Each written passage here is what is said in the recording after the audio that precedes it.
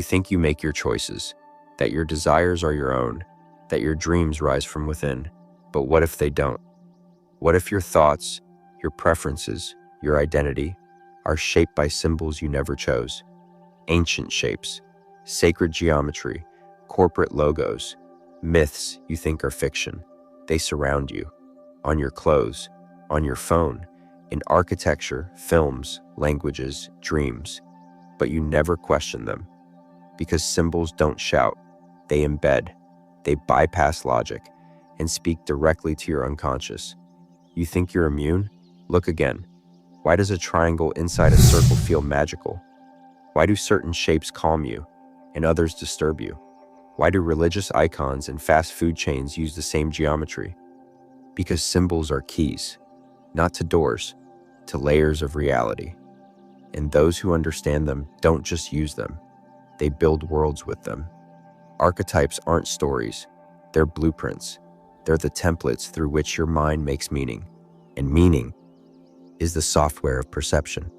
So if someone controls the symbols you see, they shape the story you live. If this part pulled you into the hidden forces you never noticed, comment, I see the invisible code. Because the symbols you ignore are the programs that run you. Long before language, there were symbols. Cave walls covered in spirals, hands, animals, suns. Not art. Instructions. Maps. Messages to the future. The earliest humans didn't think in words. They dreamed in patterns. They navigated reality through symbols. And even now, your subconscious still does. This is why a red octagon means stop, even in a country where you don't speak the language. Why a cross evokes reverence or fear. Why the spiral appears in nature, in temples, and in your own DNA.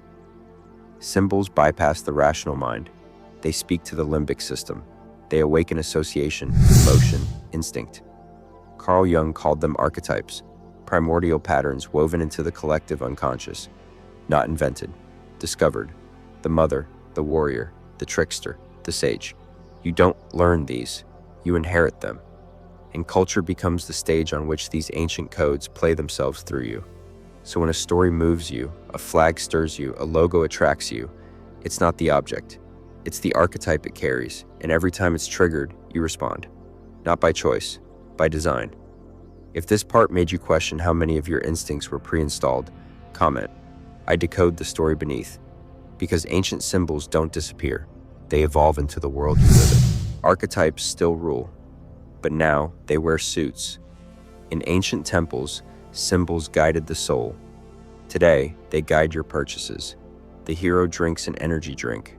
The lover wears designer cologne. The rebel smokes a particular brand. The sage uses a tech device. Modern marketing isn't selling products, it's selling archetypes. A logo is not a name, it's a trigger. McDonald's arches, Nike's swoosh, Apple's bitten fruit. They're not random, they're glyphs, designed to bypass doubt and activate desire. Politicians do the same. They pose like warriors, speak like saviors, project the archetype of protector, father, king. And your nervous system responds before you even think. Because these symbols don't operate on logic, they operate on memory. The deep memory of the species. The memory that says, this pattern is familiar, this pattern is safe, follow it. But familiarity isn't truth, and safety isn't freedom. If this part made you feel how often your choices are pre-scripted by symbol, comment, I question the pattern. Because those who master archetypes don't sell products, they shape perception. You see the same shape, again, and again, and again. A triangle with an eye. A serpent coiled around a rod, a phoenix rising from flame. At first it's decoration, then it's familiar, then it becomes truth. This is the power of repetition. Your subconscious doesn't ask, is this real? It asks, have I seen this before? Because what's familiar feels safe, and what's safe is trusted. So when a symbol repeats, in movies, in books, in buildings, on products, it builds resonance. It starts to shape emotion, expectation, reality. This is why empires use emblems, why religions use icons, why secret societies carve sigils into stone, not to decorate, to code. Because once the symbol is seeded into the collective unconscious, it no longer needs explanation. It becomes instinct. and the instinct becomes behavior. You follow not because you're forced, but because the path feels right. But who wrote that path?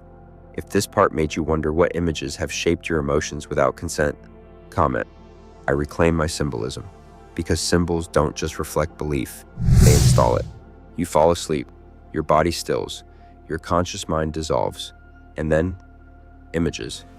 A broken staircase, an open door that leads nowhere, a lion with your father's voice, a city underwater. You wake up disturbed, confused, intrigued. But this wasn't random, this was language, because the unconscious doesn't speak in words, it speaks in symbols. Jung called dreams the royal road to the unconscious, because what appears in them isn't meaningless, it's precise. Every object, every figure, every color is a code. The snake may be your fear, or your transformation. The ocean may be your grief, or your vastness. You don't interpret dreams with logic. You feel them, because their power isn't in definition, it's in resonance. And here's the deeper secret. The symbols in your dreams aren't yours alone. They are shared. They're collective. That's why you dream of flying, of falling, of being chased. Because these aren't your stories, they're human ones. And when the collective unconscious speaks, it doesn't knock, it floods. If this part made you see your dreams as messages written in symbol, comment. I listen to the inner glyphs, because you don't dream in fiction, you dream in code. Your unconscious is programmable, and symbols are its interface. Just like software reads code, your psyche reads image. This is why trauma imprints, not in memory, in symbol. A slammed door, a cold stare, a red light. They become symbols, triggers, programs. But here's the key. The same way symbols wound, they can heal. If you can be programmed, you can reprogram. Not by repeating mantras you don't believe, not by forcing positivity, by feeding your psyche new symbols. You choose the altar, the icon, the color you wear, the image above your bed, the sound you hear at sunrise. Each of these is a glyph, a key, placed with intention, repeated with rhythm. They become a new code, and the mind responds, because it doesn't resist symbols, it absorbs them. This is why rituals matter, not for superstition, for structure. When you use chosen symbols to signal safety, sovereignty, strength, your unconscious rewires, and slowly, the old glyphs fade, the new ones take hold, and your reality shifts. If this part made you feel how visual precision reshapes mental perception, comment. I choose the symbols that shape me, because freedom begins where unconscious patterns end. Art doesn't just entertain, it encodes. Look at ancient myth or modern cinema. It's the same story, just different costumes. A chosen one, a forbidden knowledge, a descent into darkness, a return with light. These aren't plots, they're archetypal pathways. Why do millions cry when a character sacrifices himself? Why does a hero's rise feel like your own? Because you're not just watching, you're remembering. Stories don't just speak to your mind, they speak to your soul. And the images they use are not decorative, they're directive. A ring that controls all, a wand that channels will, a blade that reveals destiny. These are symbols, not fictional, functional. They represent aspects of your psyche that modern life has forgotten, but your soul has not.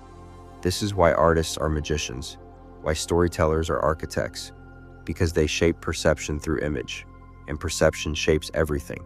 If this part helped you see that stories encode truth deeper than fact, comment. I read the myth beneath the movie, because every image is a mirror, and every story a map. Some symbols won't leave us. The eye, the snake, the circle, the star, the cross, the labyrinth. They appear across continents, across centuries, from temple walls to neon signs. Why? Because these shapes aren't random, they're resonant. The eye, the watcher, awareness itself. It activates your sense of being seen, by self, by source, by truth. The snake, not just danger, it's shedding, regeneration. The kundalini energy coiled at the base of your spine. The circle, wholeness, infinity, unity without hierarchy. The star, guidance, higher order. The geometry of divinity. The cross, intersection of worlds, heaven and earth. spirit and matter, the labyrinth, the journey inward, the path with one entrance but many revelations. You were born with the capacity to respond to these forms. You don't learn it, you remember it. That's why these symbols persist, because you are the one who keeps decoding them without realizing. But once you bring them into consciousness, you can use them to focus, to align, to awaken. If this part helped you see the timeless symbols as parts of your own psychic language, comment. I walk the pattern with awareness, because symbols don't just survive time, they survive inside you. Not all symbols are safe. Not all archetypes heal, because the unconscious doesn't judge intent. It responds to signal. You tattoo a sigil you found online. You hang a symbol above your bed because it looks cool. You chant a mantra in a language you don't understand, and nothing seems wrong until something feels off. Restless sleep, disorientation, recurring images in dreams, unexplained anxiety. Why? Because symbols are keys, and keys open doors. Some to memory, some to energy, some to realms you don't know how to close. The ancients never used symbols casually. Each glyph had context. Each ritual had lineage. Because without grounding, a symbol doesn't inform. It overwhelms. It floods systems not prepared to receive. This is why ceremonial art was always accompanied by training. Why shamans protected their tools. Why sacred geometry was veiled in secrecy. Because power without preparation isn't power. It's chaos. If this part helped you see the need for reverence and responsibility in working with symbols, comment. I approach the code with awareness, because not every ancient key fits your modern door. You've seen symbols. You've followed archetypes. You've decoded what's been given to you. Now, you write your own, because the most powerful glyph is the one that rises from within. You don't need to copy ancient sigils. You don't need to imitate mystics. You need to ask, what image stabilizes me? What shape clarifies me? What geometry feels like home? Then you draw it, repeat it, place it with presence. That symbol becomes yours. It holds your pattern, your prayer, your charge. Over time, it becomes a stabilizer. Not because others believe in it, because you do. This is how sacred symbols are born, not by age, by alignment. This is also how magical seals are created, not by superstition, by resonance. Your unconscious doesn't care if it's real or official. It responds to intention, ritual, consistency. So when you place your symbol on a wall, on a page, on your skin, you're not decorating, you're encoding. And what you encode, you entrain. If this part inspired you to craft a symbol that carries your own coherence, comment. I become the creator of my code, because the most powerful symbols don't come from tradition, they come from truth. You've been living a story you didn't write. The good child, the rebel, the healer, the invisible one. Roles you slipped into without consent, just because they felt familiar. Because archetypes don't knock, they settle. They get activated by family, by trauma, by culture. And once they embed, they steer. But here's the truth. You can retire an archetype. You can upgrade it. You can choose another. You don't have to play the wounded one forever. You don't have to repeat the martyr script. You don't have to fear power because the king archetype was corrupted. Each archetype is neutral. What matters is how you hold it. The lover can become obsessive or devotional. The magician can become manipulative or alchemical. The choice is in awareness. When you know the story, you can stop being written and start writing. You select your code. You install the role that amplifies your truth, not your past. And in that shift, you don't just change your life. You change the signal you send into the collective grid. If this part made you feel like you can choose the archetype you walk with, comment. I embody the pattern I choose. Because freedom begins where unconscious roles end. Everything is a symbol. Your clothes, your posture, your voice, your silence. Every gesture, a glyph. Every habit, a ritual. You are the walking expression of a pattern. But the question is, whose pattern? Did you choose it? Did you write it? Or did you inherit a role and forget it wasn't yours? Because here's the truth. You are not just decoding the world. The world is decoding you. Others see your symbol before they hear your words. Your field transmits before your identity explains. So what do you transmit? What does your presence activate in others? Confusion, clarity, permission, fear? This is where awareness becomes authorship. You can't escape archetypes, but you can evolve them. You can't delete symbols, but you can redirect them. Your story becomes sigil. Your choices become prayer. Your coherence becomes design. And the more intentional you become, the more your life becomes a pattern worth imprinting. Because in the end, you're not just shaped by symbols. You are one. So let the world read you clearly. If this journey helped you reclaim authorship over the codes you carry, comment, "I live as the symbol I choose," because the most powerful transmission is a human being fully awake to their own pattern.